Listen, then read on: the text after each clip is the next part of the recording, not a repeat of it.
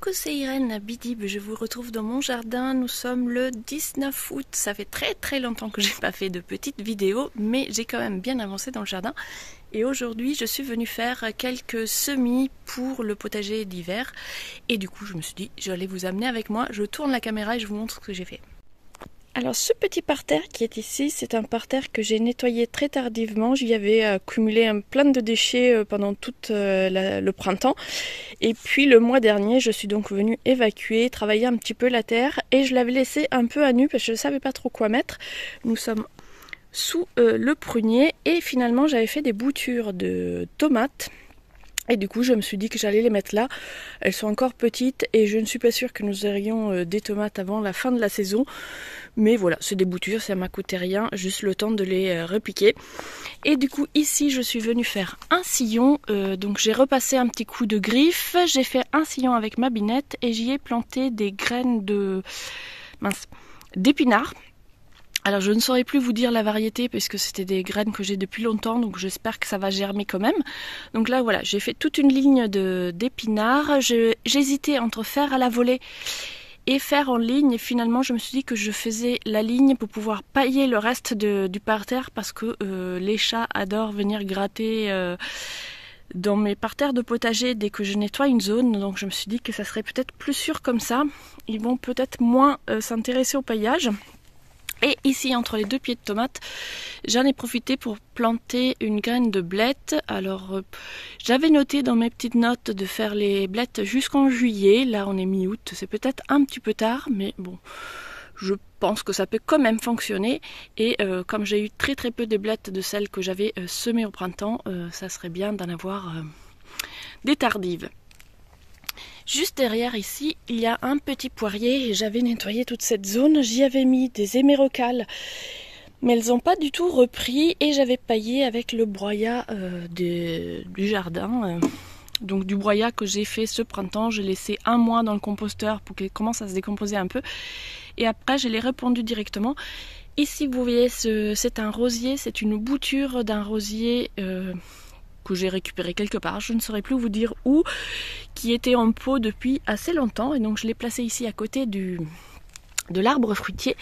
Et comme mes hémérocalles n'ont pas pris, voilà, vous voyez ici, elles ont séché. J'ai mis un petit pied de thym que j'ai acheté au marché dimanche dernier. Et ici, il y a le plant que j'avais planté au printemps. Celui-ci se plaît beaucoup ici, donc je me suis dit que j'allais en mettre un deuxième juste à côté. Et là, j'ai fait des petits trous au milieu de mon paillage et j'y ai mis également des blettes. Donc j'ai fait un petit trou et une graine par petit trou. Voilà, j'en ai mis 4.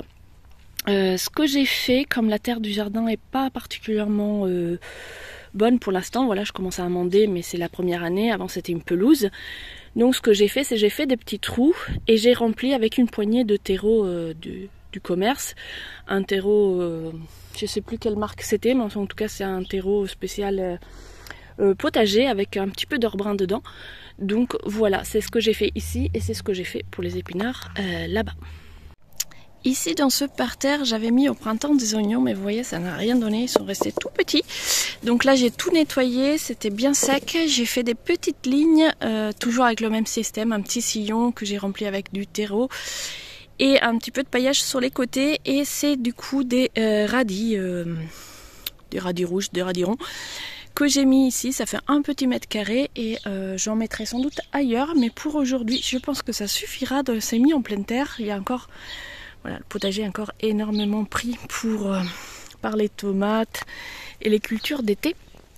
Les zinnias cette année sont magnifiques. L'année dernière j'en avais mis dans le jardin d'ornement et ça n'avait rien donné du tout, et ici ils se sont vraiment plu. C'est vraiment très joli. Les tomates finalement ont tardé, mais elles donnent abondamment.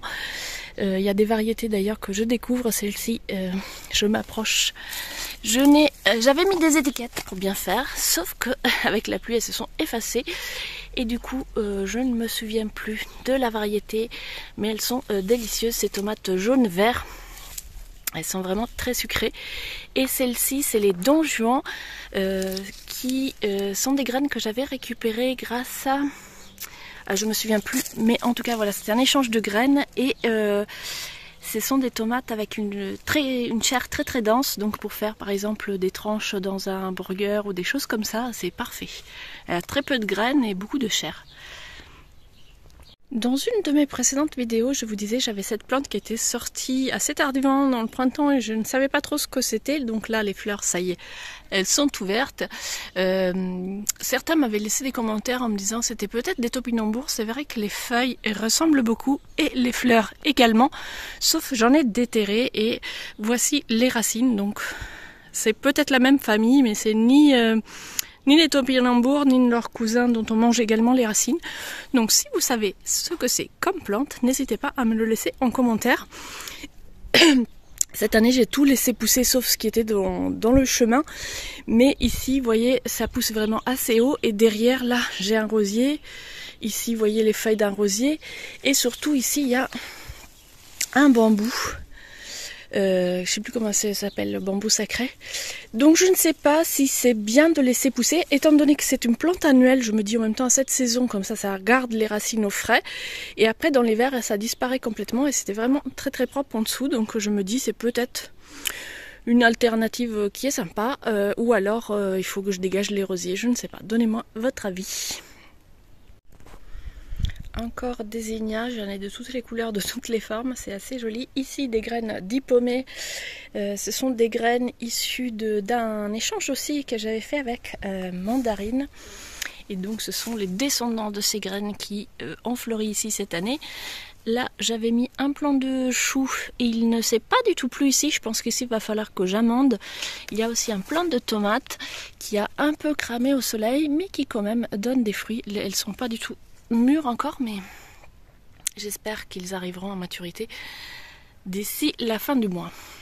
Je termine cette petite vidéo sur une note très gourmande. Je vous montre ici quelques fruits des fraisiers. Ce sont les fraisiers que j'ai achetés chez La Bonne Graine en racines nues en février et que j'ai donc plantés en février-mars. Ceux que j'avais pas eu le temps de planter tout de suite, je les avais mis en godet puisque c'était des racines nues et franchement je suis hyper contente de ces plants. Il y en a qui ont très bien donné, d'autres moins, mais c'est à cause de l'emplacement. J'en ai placé assez certains dans des endroits où il y avait beaucoup d'autres plantes, donc ça a beaucoup moins bien marché que ceux qui sont dans des zones un peu dégagées comme ici. J'ai quand même laissé de la mauvaise herbe. Ici vous pouvez voir plein de plantains. En fait quand je les ai plantés j'ai désherbé mais pas tout, et j'ai laissé le plantain puisque j'avais déjà remarqué dans mon ancien potager que le plantain et les fraisiers faisaient plutôt bon ménage. Ça garde le sol frais, ça ne assèche pas trop la terre, voilà, ça récupère pas toute l'eau et en même temps ça fait un petit couvre-sol, et le plantain je l'utilise comme herbe médicinale. Les fraises ont donc presque tous très bien pris et ont donné des fruits en abondance dès cette première année de culture, donc voilà, c'est vraiment une réussite, donc je recommande les plants à racines nues de chez La Bonne Graine à planter en fin d'hiver.